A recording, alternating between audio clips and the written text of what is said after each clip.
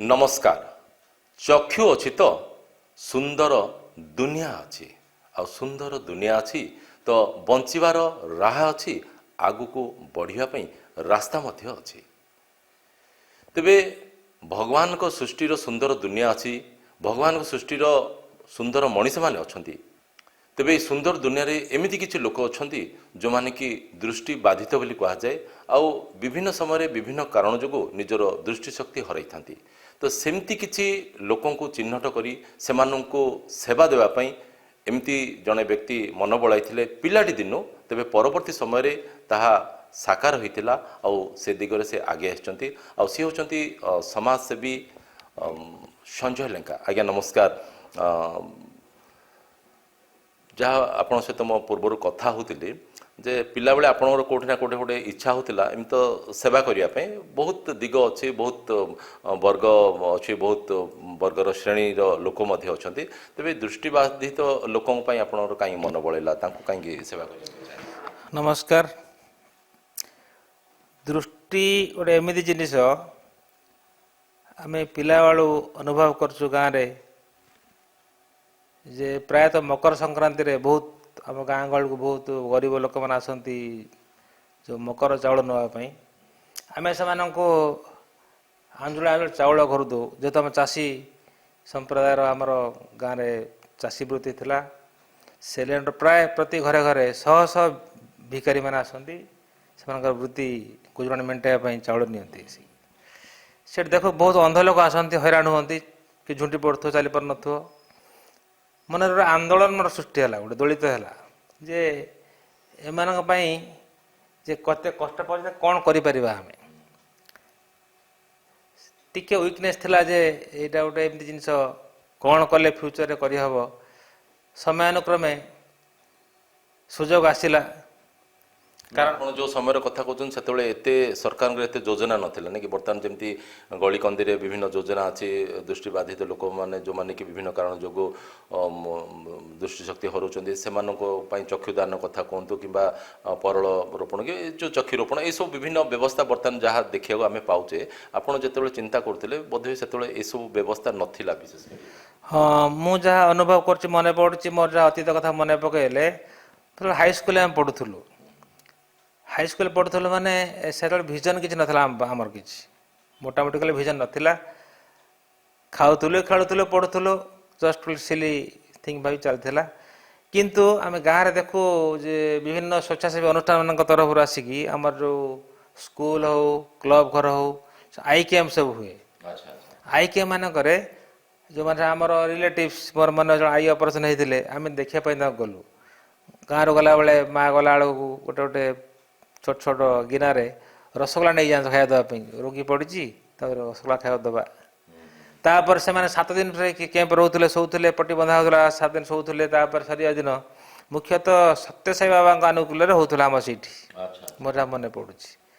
तेणु मु तो सुदूर भद्रक जिलूर आसी ब्रह्मपुर अच्छी से केन्दुआपदा वाला गोटे जगह अच्छी आम हाईस्कल अच्छी से स्कूल रे संध्या बेला आज सिनेमा हम आज उठा सिनेमा कौन हम समस्त दृष्टिबाधित लोक बसवे ऑपरेशन हो आखिरी गोटे कला पट्टी ग्रीन पट्टी लगाई थाए से उठे देखु था टिके देखिए से भीतर आम देखू बसिकी।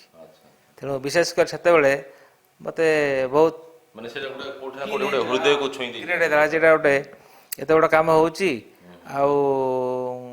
लोक अच्छा सेवा पाई पार ना गाँ गला आसिक ये सब शोचते स्कूल घरटारे गोटे आर्टिफिशियल वे से डेभलप कराई करूँ अधिक तो आम जानू नु पिला खेलुलु बुलूलु से मुझे मनर मोर टे भावना जात होता जे अंधत्व केमी। हाँ निश्चय निश्चय हाँ हाँ केमी अंधत्व गोटे एम जिनस केमी कौन हो देखा आम गली देखु बेले बेले सरकार पटे ऑपरेशन चलला बेलू कि परवर्ती अवस्था जो मु +2 सरला कौन सी पेपर देखा भितर मो बड़ भाई देखेले गोटे कौन पोस्ट बाहरी तेणु तू एड्रे आप्लाय कर जोटा कि चक्षु सहायक आग थिला एबे सेटा चक्षु चिकित्सा अधिकारी रूपे आम माने परिगणित होचु। सेतेबेले से ट्रेनिंग बाहर थाए जोटा कि आम एमकेसी मेडिकल कॉलेज रे 93 मसीह मुझे एमकेसी आसिक जॉइन कली। 93 ରୁ 95 2 years କୋର୍ସ କମ୍ପ୍ଲିସନ୍ କରିବା ପରେ ବ୍ରହ୍ମପୁରରେ ମୋର ଜଣେ ଗୁରୁ ଯିଏକି ଆଜି ବି ମୁଁ ତାଙ୍କୁ ହରେଇଛି ଜଷ୍ଟ ବର୍ଷେ ପୁରୀ 2 ମାସ ହେଲା, ଡକ୍ଟର ସୁଭାଷ ଚନ୍ଦ୍ର ପାତ୍ର, ଜଣେ ଭଲ ପଥ ପ୍ରଦର୍ଶକ, ଜଣେ ଭଲ ଶିକ୍ଷକ, ପ୍ରାଧ୍ୟାପକ, ଆଉ ଗାଇଡ଼ ଯଦି କିଛି ନେବାକୁ ପଡ଼େ ତାଙ୍କଠୁ ମୁଁ ଭାବେ ଭଲ ଗାଇଡ଼ ହିସାବରେ ସିଏ ମୋ ପାଇଁ ନୁହଁ, ଯିଏ ବି ତାଙ୍କ ସହିତ ମିଶିଥିବେ ଉଣାଧିକେ ନିଶ୍ଚୟ ଫିଲ୍ କରିଥିବେ ତାଙ୍କର ଅବଦାନ କ'ଣ ଅଛି। ଜୁନିୟର ମାନଙ୍କ ପାଇଁ ହେଇପାରେ, ତାଙ୍କର ମେଟ୍ସ ମାନଙ୍କ ପାଇଁ ହେଇପାରେ, କଲିଗ ମାନଙ୍କ ପାଇଁ ହେଇପାରେ, ସେ ଭଲ। ସେ ମୋତେ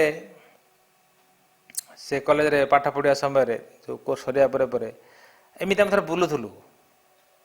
ୟୁଜୁଆଲି ଆମର 3ଟା ଗ୍ରୁପ୍ ହେଇଥାଏ, ସୋମ ମଙ୍ଗଳ ବୁଧ ହେଲା ହେଉଛି ଫାର୍ଷ୍ଟ ୟୁନିଟ୍, ସୋମବାର ହେଲା ଫାର୍ଷ୍ଟ ୟୁନିଟ୍, ମଙ୍ଗଳ ବୁଧ ସେକେଣ୍ଡ ଥାର୍ଡ଼ ୟୁନିଟ୍ ହେଇଥାଏ ଡିପାର୍ଟମେଣ୍ଟ ୱାଇଜ୍।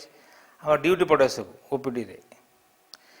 ହେଲେ ଆମେ 9 ଜଣ 8 ଜଣ ପିଲା ଥିଲୁ ଆମ ବ୍ୟାଚ୍ରେ। 8 ଜଣ ପିଲାର 3 3 6 ଆଉ ଗୋଟେ ବ୍ୟାଚ୍ରେ 2 8 ଥିଲୁ। ଯେଉଁ ବ୍ୟାଚ୍ରେ ମୁଁ ଥିଲି ପ୍ରତି ବ୍ୟାଚ୍ରୁ ଗୋଟେ ଗୋଟେ ପିଲା ଆମେ ରହିଲୁ ଡ୍ୟୁଟି କରିବା ପାଇଁ ଦଶହରା ଛୁଟିରେ। ଦଶହରା ଛୁଟି ହେଇଥାଏ, ସେ ଛୁଟିରେ ପଳେଇଯିବେ। ତେଣୁ ଡିପାର୍ଟମେଣ୍ଟରୁ ଯାହା ଆମର ସେତେବେଳେ ଏଚଓଡ଼ି ଥାନ୍ତି IM ସାହୁ, ଇନ୍ଦ୍ରମଣି ସାହୁ ସାର୍, ତ ମୁଁ ଆଉ ଜାଣିନି ମନେ ନାହିଁ କେମିତି ଅଛନ୍ତି କେଉଁଠି ଅଛନ୍ତି, ସିଏ ଅର୍ଡ଼ର ଡ୍ୟୁଟି ସବୁ ଦିଅନ୍ତି, କହିଲେ ଜଣେ ଜଣେ ରହିଯିବ ଡ୍ୟୁଟି କର, ବାକି ତୁମେ ପରେ ଛୁଟି ନେଇଯିବ। ସେଇ ଭିତରେ ମୁଁ ଥିଲି, ମୋର ଗୋଟେ ସାଙ୍ଗ ବାରିପଦା ସାଙ୍ଗ ଥିଲା, ସିଏ ବି ଥିଲା, ଆଉ ଜଣେ କିଏ ଥିଲା ମନେ ପଡ଼ୁନି ଠିକ୍ରେ। ଆଉ ତେଣୁ ଆମେ ଗଲୁ MKC ମେଡ଼ିକାଲର ଆଇ ଡିପାର୍ଟମେଣ୍ଟକୁ ଗଲୁ ଇଣ୍ଡୋରକୁ। ଆମର doctor Kishore Chandra Mohanty, KC Mohanty sir ଥିଲେ, ତାଙ୍କ ପାଖରେ ତାର ଆଖିରେ ଗୋଟେ ଆଲୁଅ ବାହାରିଥିଲା, ଷ୍ଟାଇ ଗୋଟେ ବାହାରିଥିଲା, ଦେଖିବା ପାଇଁ ଗଲୁ। ସେଇଠି ଗଲା ଭିତରେ ସେଠି ଡକ୍ଟର ସୁଭାଷ ଚନ୍ଦ୍ର ପାତ୍ର ସାର୍ ବସିଥାନ୍ତି, ଡାକିଲେ ଇଆଡ଼େ ଆସ, ଡାକିଲେ। ତାଙ୍କୁ ଆମେ ଡରୁଥିଲୁ ବହୁତ। ପାଠ ଚୋର, ପାଠ ପଚାରନ୍ତୁ, ପାଠ ପଚାରନ୍ତୁ, ଭାଇ ଭକ୍ତି ଏବେ ଆସିଲା। ସେ ସାର୍ ବଡ଼ ଭୟ ଥିଲା। ସାର୍ ଅଛନ୍ତି, ଆଟେଣ୍ଡାନ୍ସ ସାଇନ୍ କରିନି ପଳେଇବୁ। ଯିଏ ଗଳି ଗନେଇଥିବ ପ୍ରଥମେ ତାକୁ ଡାକିବେ, ବସେଇ ଦେବେ, ଆଉ ଡାଏରୀ ଦେଖାଅ, ଟର୍ଚ୍ଚ କାହିଁ, ପେନ୍ କାହିଁ, ତୁମର ଆକ୍ଟିଭିଟିଜ୍ କ'ଣ ଆଜି ଅଛି। ଲାଷ୍ଟକୁ କହିବେ ତୁମେ ସାଇନ୍ କଲେ ହେବନି, physical present is not present, ତ ମେଣ୍ଟାଲି ତୁମେ କ'ଣ କରୁଛ। ତେଣୁ ଆପଣ ଅନୁମାନ କରୁଥିବେ ଛାତ୍ର ଜୀବନରେ ପାଠ ଆଉ ଗୁରୁ ସାମ୍ନାରେ ଏପରି ପ୍ରଶ୍ନ ଆସିବ, ଅଟୋମେଟିକ୍ ଲୁଚୁଥିଲୁ।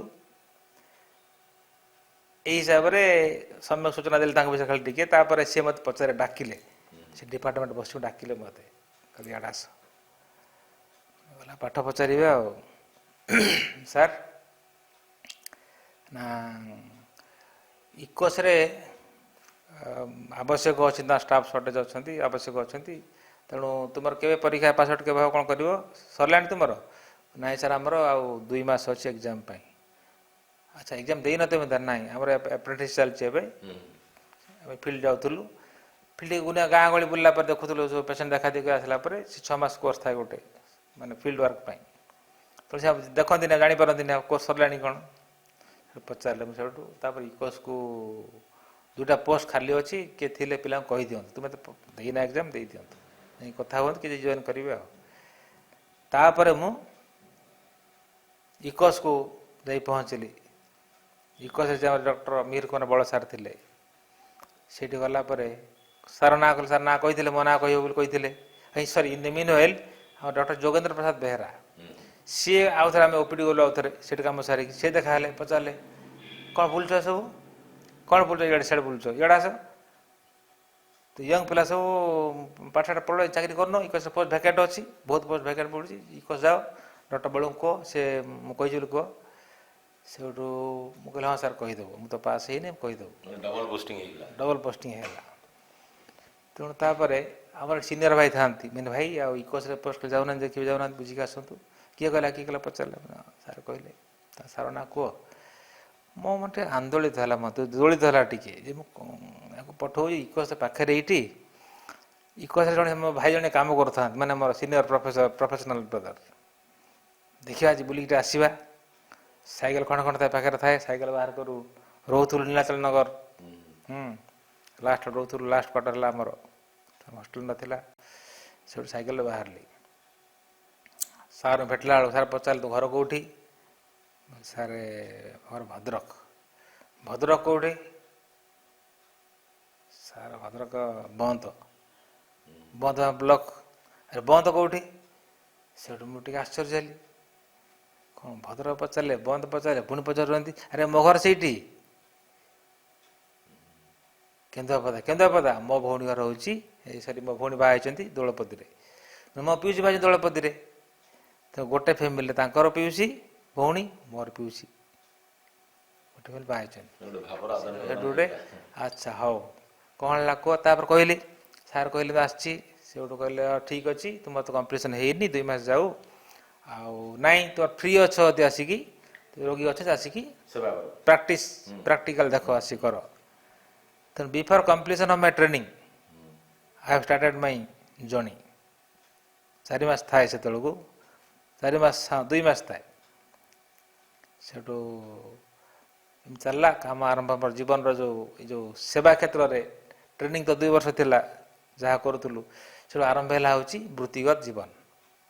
ତାପରେ 2 ମାସ ପରେ ଆମର ଏକ୍ଜାମ୍ ସରିଲା, ରେଜଲ୍ଟ ସବୁ ବାହାରିଲା, ପାସ୍ ଆଉଟ୍ ହେଇଗଲି। ସେଇଠି ମୁଁ 7 ଇୟର୍ସ କମ୍ପ୍ଲିଟ୍ କଲି ଇକୋସ୍ରେ, 95ରୁ 2002, 6 year plus. 6 year complete, 7 year ମୁଁ କାରଣବଶତଃ ଆସିଗଲି ଅନ୍ୟ ଭାବିକି ନିଜେ କିଛି ଗୋଟେ କରିବା ପାଇଁ, ଯେ ନିଜେ କରିବା ଆଉ ଅନ୍ୟ ସାଇଡ଼୍ ରହି କରିବା ଭିତରେ କିଛିଟା ରହୁଥିଲା। ନିଜେ କଲେ ନିଜେ ଯୋଉଟା ଚାହିଁବେ, ଏଇ ପ୍ରକାର ସେବା କରିବି, ଏଇ ପ୍ରକାର ଗୋଟେ କରିବି, ନୀତି କରିବି, ସେ ସବୁ ସମ୍ଭବ। ବାସ୍ ସେ ଭାବନା ଆସିଲା।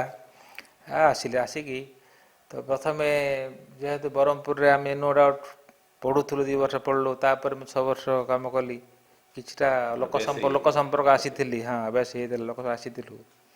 ତେଣୁ ଚ୍ୟାଲେଞ୍ଜ ଆସିବା ଭିତରେ ପ୍ରଥମେ ଥିଲା ମୁଁ ଆଉଥରେ ଜବ୍ କରିବି ନା ପ୍ରଫେସନାଲ୍ ୱେରେ ନିଜେ ଗୋଟେ ଆରମ୍ଭ କରିବି। ଏମିତି ଦୋଛକିରେ ବସିକି ଭାବିଲା ପରେ ଅଫର୍ ଲେଟର୍ ଆସିଲା କଟକ ରୋଟାରୀ ହସ୍ପିଟାଲରୁ। ଡକ୍ଟର କଥା ହେଇଥିଲି, ଆଉ ଆସ ଜଏନ୍ କରିବେ, ଭଲ ପ୍ୟାକେଜ୍ ଦେବେ। ତା ମାଇଣ୍ଡକି ଆସିଲା ଗୋଟେ ଥର, ନାହିଁ ଦେଖିବା, ସରକାରୀ ଚାକିରି ପାଇଁ ଆସିଥିଲି, ଆଉ ଏଇ ବେସରକାରୀ ଚାକିରିରେ ଟିକେ କଷ୍ଟ ହେଉଛି। ଟିକେ କାମ ତ ମାନେ ଭଲରେ କରୁଥିଲୁ, ଠିକ୍ଠାକ୍ ଥିଲା କାମ। 6 ବର୍ଷ ମାନେ କାଫି ଏକ୍ସପିରିଏନ୍ସ ଗେନ୍ କରିଥିଲୁ।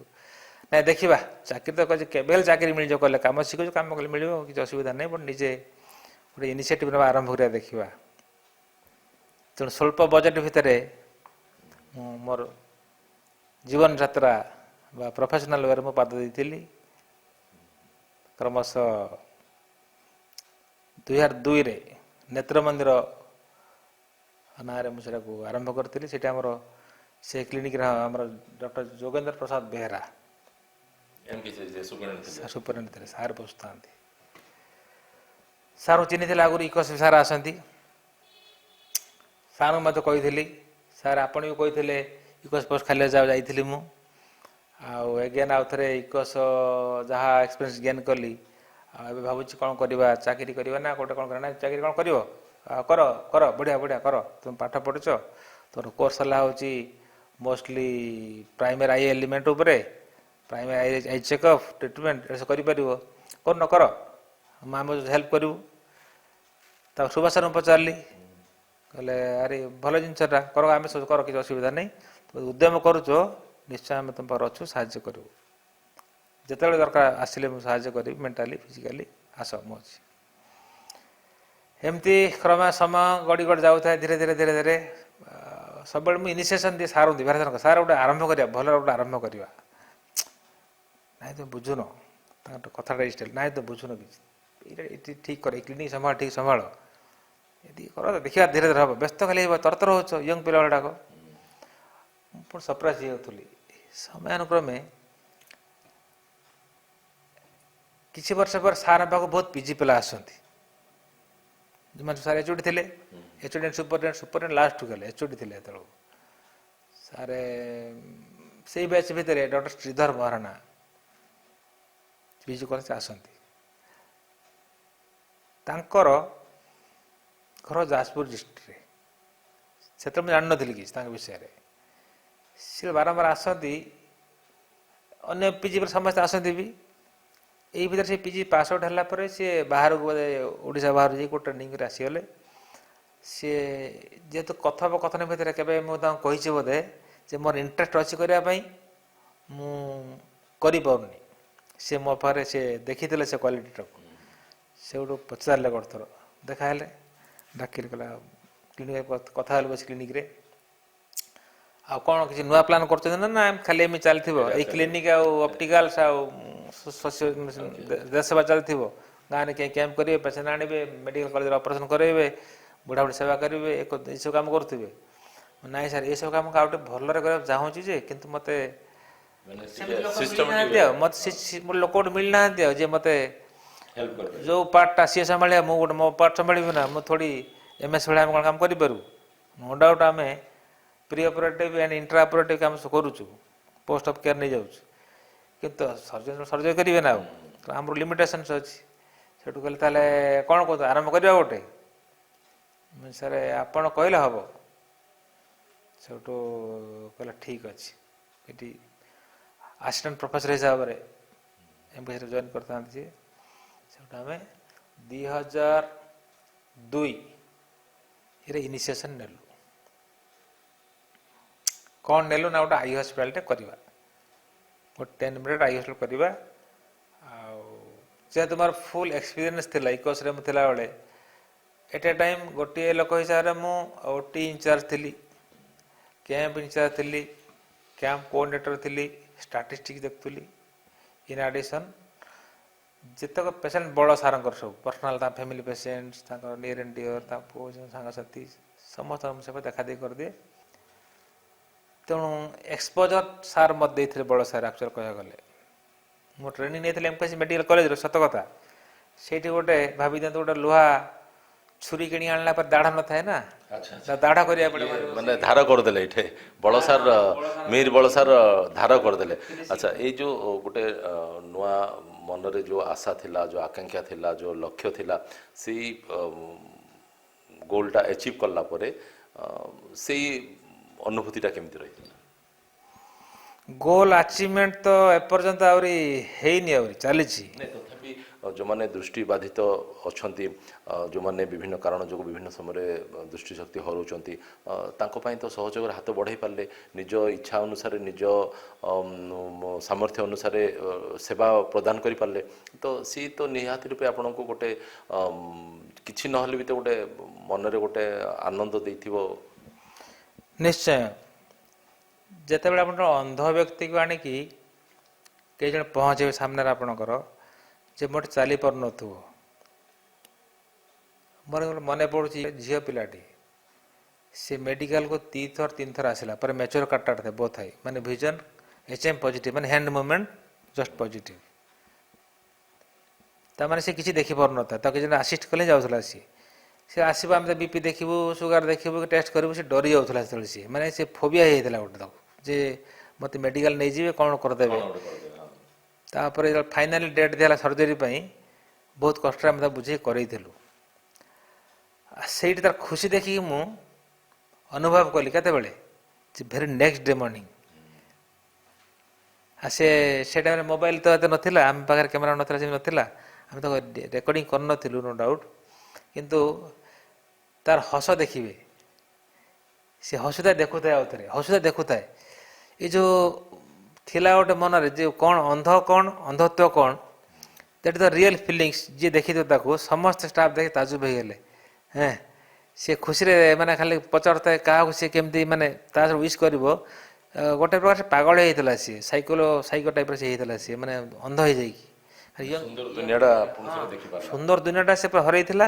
ଏଗେନ୍ ସେ ଦେଖିଲା ପରେ ସିଏ ଆଚମ୍ବିତ ହେଇଯାଉଥିଲା, ଯେ ମୁଁ କ'ଣ ସାମ୍ନା କ'ଣ ଦେଖୁଛି। ସେ କିଛି କହି କାନ୍ଦି ପକାଇଲା, ତାପରେ ହାତରେ ମନା କଲୁ। ତେଣୁ ଅନ୍ଧତ୍ୱ କ'ଣ, ତା ନିରାକରଣ କ'ଣ, ସେଇଠି ଗୋଟେ ବଡ଼ ଜିନିଷ ସୃଷ୍ଟି କରିଥିଲା। ଯଦିଓ ଇଚ୍ଛା ଥିଲା ତ ବହୁତ କିଛି କରିବା ପାଇଁ ସେଇ ଭିତରେ, କିନ୍ତୁ କ୍ରମଶଃ ଆମେ ଗାଁ ଗହଳି କ୍ୟାମ୍ପ କରୁଥିଲୁ, କରୁଥିଲୁ। କିନ୍ତୁ ଏବେ ବି ମୁଁ ଭାବୁଛି ଯେ ସେ ତୃଷ୍ଣା ମେଣ୍ଟିନି ଆହୁରି। ମାନେ ସେ ତୃଷାଟା ମେଣ୍ଟେନ୍ ଆହୁରି ତଥାପି ଯାହାହେଲେ ବି ନିଜକୁ ତ ଗୋଟେ ମାନେ କୁହାଯାଏ ଯେ ଆମେ ଯେଉଁ କାମ କରୁଛେ ସେ କାମକୁ ଯଦି ଆମେ ଭଲ ପାଇବାନି ତାହେଲେ ସେ ଆମକୁ ସାଟିସ୍ଫ୍ୟାକ୍ସନ୍ ଦେବ ନାହିଁ। ବହୁତ ବଢ଼ିଆ କଥାଟା କହିଲେ ଆପଣ। ଆମର ଇକୋସ୍ ଛାଡ଼ିଲା ପରେ ମୁଁ ଯେତେବେଳେ ଆରମ୍ଭ କଲି ନେତ୍ର ମନ୍ଦିର ଗଲା ପରେ ଆମେ ଗଲୁ ମଡ଼ର୍ଣ୍ଣ ଆଇ କେୟାର। ମୁଁ ଏବେ ମଡ଼ର୍ଣ୍ଣ ଆଇ କେୟାରର ଆଡ଼ଭାଇଜର ହିସାବରେ ଅଛି ବା ମାନେ ଫାଉଣ୍ଡର ହିସାବରେ ଅଛି। ସେଠି ବି ମୁଁ ଯେହେତୁ ଗଭର୍ଣ୍ଣମେଣ୍ଟରେ ଆମେ କଣ୍ଟ୍ରାକ୍ଟ ବେସିସ୍ରେ କାମ କରୁଥିଲୁ, ଆମେ ମଡ଼ର୍ଣ୍ଣ ଆସୁ ସେଠି କାମ କରୁଛି ବି କରୁଛି ସବୁ ପ୍ରକାର। ସେଇଠି ସବୁବେଳେ ଆମେ ଗୋଟେ ମନ୍ଥଲି ମିଟିଂ କରୁ ଆରାଉଣ୍ଡ ଦ ଇୟର 6ଟା 7ଟା ମିଟିଂ କରୁ ପ୍ରତି ମାସ। ମୁଁ ସବୁବେଳେ ଗୋଟେ ଏକ୍ଜାମ୍ପଲ୍ ଦିଏ ଯେ ଯେଉଁ କାମ କରୁଛ ଭଲରେ ହିଁ କର। ଦ୍ୟାଟ୍ ମିନ୍ସ ଗୋଟେ ସେଲ୍ଫ ସାଟିସ୍ଫ୍ୟାକ୍ସନ୍, ମୁଁ କରିଦେଲି କାମଟାକୁ କେଉଁ ଗୋଟେ ଆଙ୍ଗୁଠି ନ ଦେଖାଉ ମୋତେ। ମାନେ ଯାହା କରିବେ ନିଟ୍ ଆଣ୍ଡ କ୍ଲିନ୍ କରିବା ଯେଉଁଟାକି ସୁଇପର ବି ହେଇପାରେ, ସୁଇପର ହେଇପାରେ। ମୁଁ ସୁଇପର ଏକ୍ଜାମ୍ପଲ୍ ନିଏ। ସେ ଲୋକ ମୋତେ ମରିନି ଅଛି ଏବେ ଜୀବିତ ଅଛନ୍ତି। ସେ ଇକୋସ୍ର ଜଣେ ସୁଇପର ଥିଲା, ତା ନାଁ ଆନ୍ଥୋନି ପ୍ରଧାନ ବୋଲି। ତା ନାଁ ମୁଁ ମାନେ ଗର୍ବିତ ଅନୁଭବ କଲି। ତାର କାମ ପ୍ରତି ମୋତେ ମାନେ ମୋର ଯେଉଁ ୱିକନେସ୍ ଥିଲା, ତାର ଯେଉଁ ଡେଡିକେସନ୍ ଥିଲା କାମ ପ୍ରତି ବହୁତ ଭଲ ଲାଗେ। ମୁଁ ଏକ୍ଜାମ୍ପଲ୍ ଦିଏ। ଏବେ ଆସିକି ମୋ ପାଖରେ ସେ ଚାକିରି ଛାଡ଼ି ପଳେଇ ଆସିଥିଲା, କାମ କରୁଥିଲା ଆସି କିଛି ଦିନ ପାଇଁ। ସକାଳୁ ସେ ରାତିରେ ଶୋଇବ, ମୋ ମେଡ଼ିକାଲ ଭିତରେ ଶୋଇଥିବ ସିଏ। ରାତି 4ରୁ ଉଠିକି ମଟର ଲଗାଇଦେବ, ସେ କାମରେ ଲାଗିଯିବ। ଦିନ 10:30 ସୁଦ୍ଧା ସିଏ ତାର କାମ ଓଭର ହେଇଯିବ, ଆରାମସେ ଯିଏ ବସିବ, ଯାହା ସେ ଖାଇବା କଥା ଖାଇଦେବ, କ'ଣ ଖାଇଦେଇକି ପେପର ପଢ଼ିବ ବସି ଗୋଡ଼ ପକାଇ। ଆପଣ ଡାକିଲେ ଶୁଣିବନି ଆଉ। ତା କାମ ସରିଲା। ଆପଣ ଭାତ ତଳୁ ଗୋଟେଇ ଖାଇଦେବେ, ସେ ଯେଉଁ କାମ କରିଥିବ। ତେଣୁ ସମସ୍ତଙ୍କୁ ଏକ୍ଜାମ୍ପଲ୍ ଦିଏ ଯେ ଗୋଟେ କୌଣସି କାମ ଛୋଟ ନୁହଁ, କୌଣସି କାମ ବଡ଼ ନୁହଁ। ମୋଟାମୋଟି କହିବାକୁ ଗଲେ ଛୋଟ ବଡ଼ ନାହିଁ। ତ ଯେଉଁ କାମ ଭଗବାନ ଦେଇଛନ୍ତି ତାକୁ ନିଶ୍ଚୟ ଭଲରେ କରନ୍ତୁ, ସେ କାମ ଠିକ୍ରେ ତୁଲାନ୍ତୁ। ଆପଣ ପେଟ ଅପସାର ହେବନି, କି ଆପଣଙ୍କ ଫ୍ୟୁଚର କେବେ ହେଲେ ଭାବିବେନି ଯେ ମୁଁ ଖାଇବା ପାଇଁ ପାଉନି କି ଅସୁବିଧାରେ ପଡ଼ିଛି। ମାନେ ଭଗବାନଙ୍କ ଆଶୀର୍ବାଦ ରହିବ, ଲୋକଙ୍କର ଆଶୀର୍ବାଦ ମଧ୍ୟ ରହିବ। ଏବେ ବି ଆମେ ଦେଖୁଛେ ଯେ ସରକାରଙ୍କର ବହୁତ ଗୁଡ଼ିଏ ଯୋଜନା ଏବେ ହେଇସାରିଲାଣି। ତଥାପି ଗାଁ ଗହଳି କଥା ଯଦି ଆମେ କହିବା ପରି ସହରରେ ବି କଥା କହିବା, ଅନେକ ଲୋକ ଆଜି ବି ବିଶେଷ କରି ସଚେତନ ନାହାନ୍ତି ଏ ଉପରେ ଯେ ସେମାନେ କେମିତି ତାଙ୍କର ନିଜର ହେଉ କିମ୍ବା ତାଙ୍କର ସମ୍ପର୍କୀୟ କାହାର ହେଉ କିମ୍ବା ପରିଚିତ ଲୋକର କାହାର ହେଉ, ଯଦି ଜଣେ ଦୃଷ୍ଟିବାଧିତ ଅଛି ତାକୁ କେମିତି ସେବା ପ୍ରଦାନ କରିବା ପାଇଁ ବାଟଟା କେମିତି ପାଇବେ ସେମାନେ? ମୋଟାମୋଟି କହିବାକୁ ଗଲେ ଆଗ 2002 ଯେଉଁ ମୁଁ କହୁଥିଲି, 2ରୁ 2012ରେ ମୁଁ ଆରମ୍ଭ କଲି ମଡ଼ର୍ଣ୍ଣ ଆଇ କେୟାର ସେଣ୍ଟର। ସେଇ ସମୟରେ ଯାହା ଫ୍ୟାସିଲିଟି ଥିଲା ବ୍ରହ୍ମପୁର ଲିମିଟେଡ଼ ଫ୍ୟାସିଲିଟି ଥିଲା।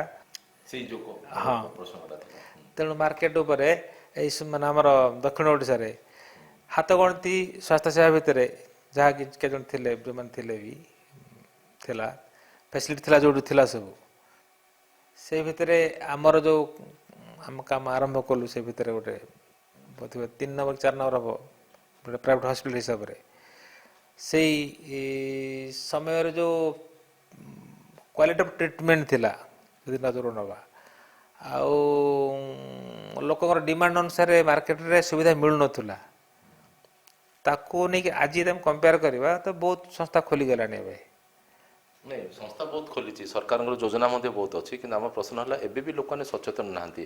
ସେମାନେ ସେ ଦିଗରେ କେମିତି ସଚେତନ ହେବେ ଯେ ନା ଏମିତି ଗୋଟେ ସୁବିଧା ଅଛି, ଆମେ ପୁଣି ଥରେ ସୁନ୍ଦର ଦୁନିଆକୁ ଦେଖିପାରିବା? ସେଇଟା ତ ସବୁବେଳେ ପ୍ରୟାସ ଆମର ରହିଆସିଛି ଆଗରୁ। ଲୋକମାନେ ଯିଏ ଆସନ୍ତି ଅପରେସନ୍ ପାଇଁ, ଦୁଇଟା ଆଖି ଭଗବାନ ଆମକୁ ଦେଇଛନ୍ତି। ଗୋଟେ ଆଖିରେ ତ ଆମେ ଅପରେସନ୍ କରିଦେଲେ, ଆଉ ଗୋଟେ ଆଖି ରହିଛି, ସେମାନେ ନେଗ୍ଲେକ୍ଟ କରନ୍ତି ବହୁତ। ତ ତାଙ୍କୁ ନେକ୍ସଟ ଡେ ଆମର କାମ ହେଲା, ଷ୍ଟାଫ୍ ବୁଝା ହେଇଥିବ, ଆମେ ବୁଝେଇବ ଗୋଟେ ଆଖି କରିଦେଲ, ଆର ଭଲ ଅଛି, 2 ମାସ ପରେ ଆଉ ଗୋଟେ ଆଖି ଆସିକି କରିଦେବେ। ଆଉ ଏଇ ମେସେଜଟା ତୁମକୁ ଯେମିତି ଖୁସି ଲାଗୁଛି, ଦେଖାଯାଉଛି, ତୁମେ ଗାଁ ଗଲେ ସମସ୍ତ ସାଙ୍ଗସାଥିଙ୍କୁ କହିବ। ଜଣେ ବୃଦ୍ଧ ଆଉ ଜଣେ ବୃଦ୍ଧା ମିନିମମ୍ 2 ଜଣ ଲୋକ ଆଣିବା ପାଇଁ କହିଥିବୁ, ଯେ ତ ମେସେଜ ଦେବ। ଖାଲି ଆଖିର ତ ଯତ୍ନ ନୁହଁ, ତାଙ୍କୁ ବୁଝାଇଦେବ ମାସେ ପୋଖରୀରେ ଗାଧୋଇବନି, ମୁଣ୍ଡ ଧୋଇବନି, ବେକ ତଳକୁ ଗାଧୋଇବ, ଯେଉଁ କେୟାରିଂ ଦିଆହେଇଥିବ, ପୋଷ୍ଟ ଅଫ୍ କେୟାର ଦିଆଯାଇଥିବ, ଆଡ଼ଭାଇସ୍ ଦିଆଯାଇଥିବ, ସେଇ ପିରିୟଡ଼ ଭିତରେ ତୁମେ ଯେମିତି ଭୁଲ ଭଟକା ନ ହୁଏ, କାହିଁକିନା ଆଖି ପୁରା ନଷ୍ଟ ହୋଇଯାଇପାରେ। ଏଇଟା ବାରମ୍ବାର ବୁଝେଇଥାଉ। ଆଉ ଏଇ ମେସେଜଟା ଗାଁ ଗହଳିରେ ତୁମେ କ'ଣ ଦେବ ନା, ଆଜିରୁ ପୋଖରୀରେ ଗାଧୋଇବନି। ଆଉ ଯେଉଁଟା ଆମର ଏପଟେ ବନ୍ଧ କହୁଛନ୍ତି, ଗଞ୍ଜାମ ଡିଷ୍ଟ୍ରିକ୍ଟରେ ଆମେ ତ ପୋଖରୀ କହୁଥିଲୁ, ଧୀରେ ଧୀରେ ଆମେ ବନ୍ଧ କହିଲୁଣି ଏବେ। ଲୋକ ସଂସ୍ପର୍ଶରେ ଆସି କହୁଛୁ ମାନେ ଲୋକ ବୁଝିବା ପାଇଁ ବୁଝ ଆମେ ମଧ୍ୟ ବୁଝିଗଲୁଣି ଯେ ଲୋକାଲ ଲାଙ୍ଗୁଏଜ ସହିତ ଆଡ଼ଜଷ୍ଟ ହେଇଗଲୁଣି ଯେ ଗାଁ ଗହଳି କୌଣସି ଲୋକ ପୋଖରୀରେ ଗାଧୋଇବା ଦେବେନି ଜେନେରାଲ ହାଇଜେନିକ ବନ୍ଧରେ ଯଦି ବନ୍ଧ ପାଣି ପିଇ ପାରୁନାହାନ୍ତି ତାହେଲେ ବନ୍ଧରେ ଗାଧୋଇବେ କେମିତି ବନ୍ଧ ପାଣି ପିଇବା ଉପଯୋଗୀ ନୁହଁ ସେଠି ଗାଈ ଗାଧୋଉଛି ଲୁଗା ମଇଳା ସଫା କରା ସବୁ କରାହେଉଛି ୱାସିଂ ହେଉଛି ସବୁ ହେଉଛି ଷ୍ଟାଗ୍ନାଣ୍ଟ ୱାଟର ଯେଉଁଠିକି ହେଇଥାଉଛି ତେଣୁ ସେ ପାଣି ତ ଗାଧୋଇବା କଥା ନୁହଁ ଏଇଟା ହେଉଛି କମନ୍ ହାଇଜେନିକ୍ ସେମିତି ବନ୍ଧ ଗୁଡ଼ାରେ ବି ମଳତ୍ୟାଗ ଗୋଟେ କମନ୍ ହ୍ୟାବିଟ୍ସ ଯେଉଁଟାକି ଲୋକମାନଙ୍କର ପଶିବୁ ସେଇଟା ଗାଧୋଇବା ଠିକ୍ ନୁହଁ ଅନ୍ଧତ୍ୱ ନିରାକରଣ ଦୂରୀକରଣ ପାଇଁ ଆମେ ବି ଗୋଟେ NGO ମାନଙ୍କୁ ଇନଭଲ୍ଭ କରିଥାଉ ଲିଫଲେଟ୍ ବାଣ୍ଟିଥିବୁ ତା ସହିତ ଯେ ପ୍ରୋଗ୍ରାମ କରୁଥିବୁ ଯେ ପରଳ ରୋଗର ସରଳ ଚିକିତ୍ସା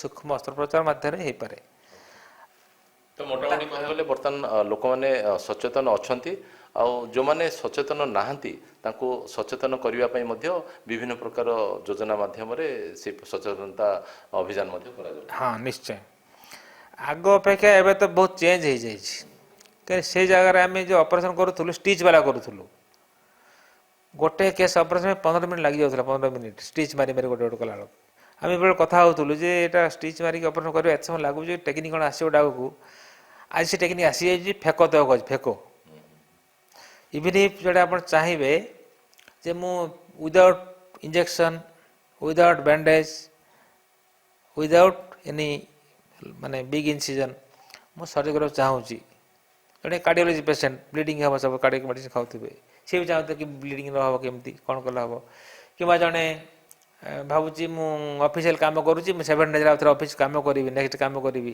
ତାଙ୍କ ମାନଙ୍କ ପାଇଁ ମଧ୍ୟ ସୁବିଧା ବର୍ତ୍ତମାନ ହେଇଗଲାଣି ମାନେ ଅତ୍ୟାଧୁନିକ ଯନ୍ତ୍ରପାତି ଯେଉଁଟାକି ଫେକ ପଦ୍ଧତି କୁହାଯାଉଛି ସେଥିରେ ମଧ୍ୟ ଆମେ ଅପରେସନ୍ କରେଇକି ତତ୍କ୍ଷଣାତ୍ ଦ୍ୟାଟ୍ ମିନ୍ସ ଆପଣ ଓଟିରେ ଏଣ୍ଟ୍ରି କରିବେ ଅପରେସନ୍ ହେବ ଦେଖି ଦେଖି ଆପଣ ଭିତରୁ ବାହାରିବେ ଚଷମା ପିନ୍ଧିକି ଏମିତି ସୁବିଧା ହେଇଗଲାଣି ଯେଉଁଟାକି ଲୋକଙ୍କର ଭୟ ଦୂର ହେଇଗଲାଣି ନିହାତି ନିହାତି ରୂପେ ଆମେ କହିପାରିବା ଯେ ବର୍ତ୍ତମାନ ବହୁତ କିଛି ନୂଆ ନୂଆ ଟେକ୍ନୋଲୋଜି ଆସି ସାରିଲାଣି ଚକ୍ଷୁର ଯତ୍ନ ନେବା ପାଇଁ ଚକ୍ଷୁର ଅସ୍ତ୍ରୋପଚାର କରିବା ପାଇଁ ଅନ୍ୟପଟେ ଆମେ କହିପାରିବା ଯେ ଭଗବାନଙ୍କ ଦ୍ୱାରା ସୃଷ୍ଟି ହୋଇଥିବା ଆମର ଏଇ ଯେଉଁ ସୁନ୍ଦର ଶରୀରର ମୁଖ୍ୟ ଅଙ୍ଗ ବୋଲି କହିଲେ ଚକ୍ଷୁକୁ ବୁଝାଇଥାଏ କାରଣ ଚକ୍ଷୁ ଅଛି ତ ଦୁନିଆ ଅଛି କାରଣ ଏଇ ଚକ୍ଷୁ ମାଧ୍ୟମରେ ଆମେ ଏଇ ସୁନ୍ଦର ଦୁନିଆକୁ ଦେଖିପାରୁଛୁ ଏଣୁ ଆସନ୍ତୁ ଆମେ ନିଜେ ସଚେତନ ହେବା ଆଉ ଅନ୍ୟକୁ ମଧ୍ୟ ସଚେତନ କରିବା ଆଜିର ପ୍ରସଙ୍ଗକୁ ଏଇଠି ରଖିବା ଆପଣଙ୍କ ସାଥୀ ପ୍ରକାଶ ପଟ୍ଟନାୟକ ଏଇଠି ବିଦାୟ ଦିଅନ୍ତୁ ପୁଣି ଥରେ ଆଉ ଏକ ପ୍ରସଙ୍ଗ ନେଇ ଆପଣଙ୍କ ସହିତ ଆମେ ଯୋଡ଼ି ହେବୁ ନମସ୍କାର